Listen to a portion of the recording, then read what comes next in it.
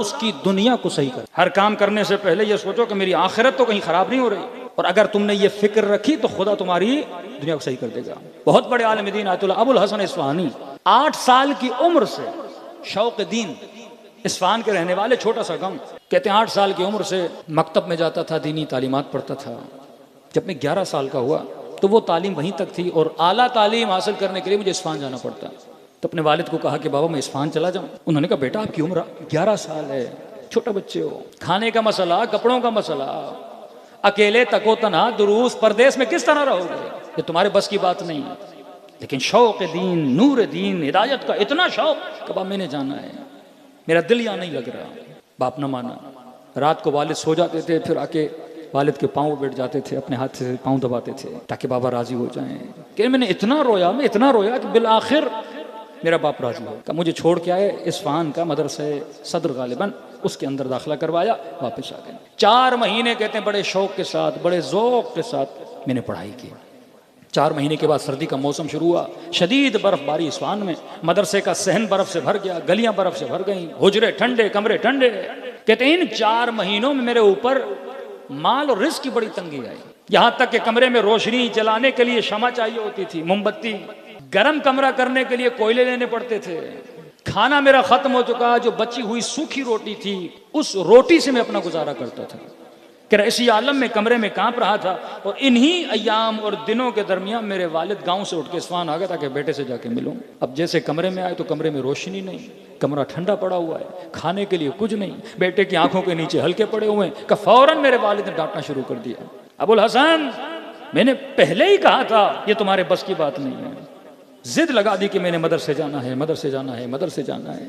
دیکھو کیا حالت بنائی ہے، کھانے کے لیے کچھ نہیں، سردی کا مسئلہ ہے، بیمار پڑ جاؤ گے، اگر کنویں ہو جاتا تو ہم کیا کرتے ماں باپ. 11 سال کا بچہ کہتے میں حجرے سے باہر نکلا، صحن کے بیچ میں کھڑا ہو گیا، آسمان کی طرف دیکھا.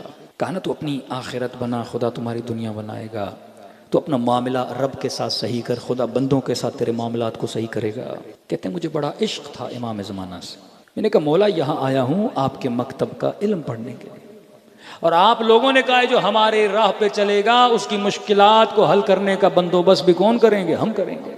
آپ نے کہا جس کے پاس امام ہے اسے گھبرانے کی ضرورت نہیں ہے. آپ نے کہا ہم وہ ہیں جن کا وارث ہے، ہم لاوارث نہیں ہیں. مولا اب یہ میرے والد مجھے لے جائیں گے لیکن مجھے یہاں رہنا ہے، علم دین حاصل کرنا ہے. کہتے آنکھوں سے آنسو بارش کی طرح بہ رہے تھے. امام زمانہ کے ساتھ استغاثہ. اچانک مدرسے کا دروازہ کھٹکا، خادم مدرسہ دوڑا گیا، دروازہ کھولا. کہا ابو الحسن کو بلاؤ. خادم نے کہا بچے کوئی کسی کو کام ہے تمہارے ساتھ. اب مجھے کوئی اصفہان میں جانتا نہیں. دوڑا دروازے پہ گیا، ایک نورانی وجود کھڑا تھا. اس نے کہا ابو الحسن تمہارے کمرے میں موم بتیاں پڑی ہیں، ذرا اس کو غور سے دیکھو، پیچھے بہت موم بتیاں پڑی ہیں. کہ اپنا ہاتھ آگے لاؤ، کچھ پیسے میرے ہاتھ پہ رکھے. کہ ان ہاتھوں سے جا کے کوئلے لینا، کمرے کو گرم کرنا، کھانا لینا، کیونکہ تمہارے حجرے میں مہمان آیا ہوا ہے اور پریشان ہونے کی ضرورت نہیں ہے. تم اس کا ماننے والے ہو جو اپنی قوموں کا خیال بھی رکھتے ہیں، جو اپنے شیعوں پہ نظر بھی رکھتے ہیں. کہتے ابھی سمجھ نہیں آ رہا تھا کہ یہ کون ہے. میں نے لیا، کمرے کے اندر گیا. والد نے پوچھا بیٹا کون تھا؟ میں نے کہا بابا کہا موم بتیاں پڑی ہیں، کمرے میں روشنی نہیں تھی، ڈھونڈا موم بتیاں مل گئیں. کہا کچھ پیسے دے کر گئے اور کہا کہ اس سے کوئلے لے لینا، کمرے کو گرم کر لینا، کھانا لے لینا، تمہارے کمرے میں مہمان موجود ہے، اور اسے کہنا کہ تو اس کا ماننے والا ہے یا اس قوم سے تعلق رکھتا ہے جن کا وارث ابھی زندہ ہے. کہتے میرے والد کھڑے تھے، یہ سن کے گھٹنوں کے بل بیٹھے اور زار و قطار رونے لگے. کہنے لگے بیٹا تو 11 سال کا ہے، تجھے امام زمانہ پر ایمان ہے، لیکن وائے ہو مجھ پہ میں بوڑھا ہو گیا اور میں تیرے لیے پریشان ہوں کہ تجھے کون سنبھالے گا. تو جن کی راہ پہ چلا ہے وہی تجھے سنبھالنے والے ہیں. تو اپنی اصلاح کر، پھر دیکھ ہم تمہارے معاملات کو کس طرح سے صحیح کرتے ہیں. اگر تو اپنی اصلاح نہیں کرے گا تو ہماری طرف سے بھی معاملات کی اصلاح نہیں ہوگی. فرمایا 3 چیزیں اگر انسان پیدا نہ کرے، ایک رب کی معرفت، دوسرا رب کی محبت، تیسرا محبت کے بعد اس عمل پہ نہ اترے. مجلس ازاں آپ کے دلوں میں معرفت پیدا کرتی ہے. آپ یہاں کیوں آئے؟ کیونکہ آپ کے دلوں میں محبت تھی. ایک قدم انسان پیچھے ہے، اور وہ قدم کون سا ہے؟ عمل کا قدم ہے. اب آؤ کربلا میں ذرا دیکھو محبت کتنی تھی. غلام ہے، نام ہے جون، غلام ابو ذر، غلام علی، غلام امام حسن، غلام امام حسین پوری زندگی گزار دی غلامی میں. بوڑھا تھا، بعض روایات میں ہے کہ 90 سال سے زیادہ ان کی عمر تھی. جناب جون ہیں، جناب سعید ہیں، کچھ ایسے اصحاب کربلا ہیں جن کی عمریں بہت زیادہ ہیں. امام کی خدمت میں آئے کہ مولا میں بھی چاہتا ہوں کہ کربلا میں اپنی جان آپ پہ قربان کروں. امام نے دیکھا جون کو، بوڑھا ہے، کہ تمہاری پوری زندگی ہماری غلامی میں گزری ہے، ہم نے تم سے جہاد کو اٹھا لیا. جون زندگی کے آخری دن ہے سکون کے ساتھ مدینے میں گزار. کہ مولا میرا دل ہے میں اپنی جان آپ پہ قربان کروں. کہ جون میں حسین اجازت نہیں دے سکتا، بوڑھے ہو. اب اگر غلامی کا شوق بھی ہے تو میرے بعد جو امام ہیں وہ زین العابدین ہیں، جا کے ان کی غلامی کر. کہتے خیمے امام زین العابدین میں آئے. مولا فرماتے میں نے محسوس کیا کہ کوئی ہے جو میرے قدموں پہ سر رکھ کے زار و قطع رو رہا ہے. آنکھیں کھولیں، کیا دیکھا جناب جون، اشارہ کیا اوپر آئیے. قدموں کو جمع کیا امام نے. کیا مسئلہ ہے؟ کہ آپ کے بابا سے اس نے جہاد مانگا لیکن اجازت نہیں دے رہے. کہہ رہے ہیں کہ ہم نے جہاد اٹھا لیا آخری زندگی کا. جب بابا خود جہاد کا فریضہ اٹھا رہے ہیں تو آپ کیوں جانا چاہتے ہیں؟ کہ مولا وہ غلام کیسا جو اچھے وقتوں میں ساتھ رہے، برے وقتوں میں ساتھ چھوڑ دے. آپ سفارش کریں. نہیں تو اس نے ایک جملہ کہا کہ مولا کہیں ایسا تو نہیں مجھے اس لیے نہیں بھیجا جا رہا کہ میرا رنگ کالا ہے.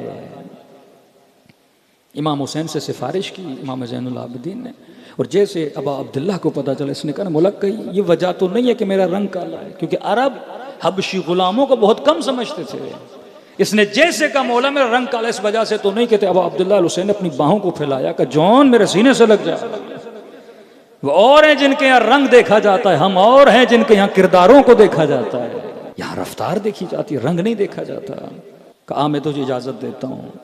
کہتے اتنا بوڑھا تھا مولا اسے گھوڑے پہ سوار کرانا چاہتے تھے لیکن اس کے قدموں میں تاب و طاقت نہیں تھی کہ گھوڑے پہ بیٹھ سکے.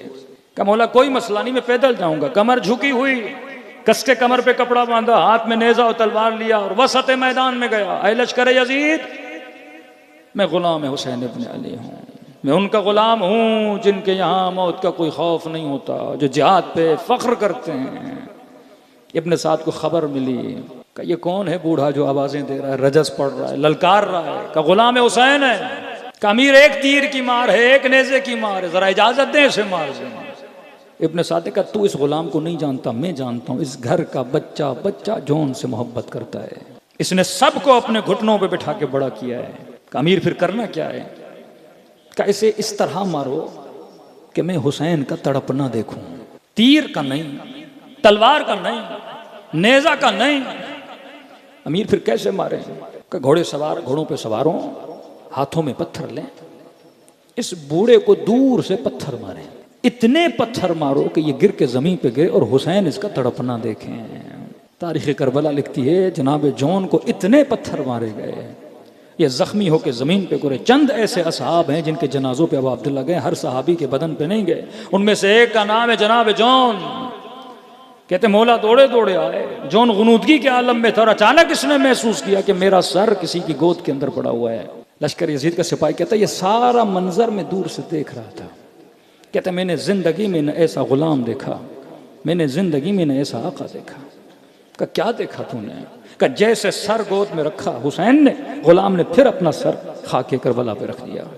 گویا کہہ رہے ہوں گے مولا یہ گود علی اکبر کے لیے بنی ہے، مولا میرا سر اس گود کے قابل نہیں ہے. کہتے ہیں پھر حسین نے گود میں رکھا، پھر اس نے جھٹک کے سر کو خاک کربلا پہ گرا دیا. تیسری بار سر رکھا، پھر اس نے سر خاک پہ گرا دیا.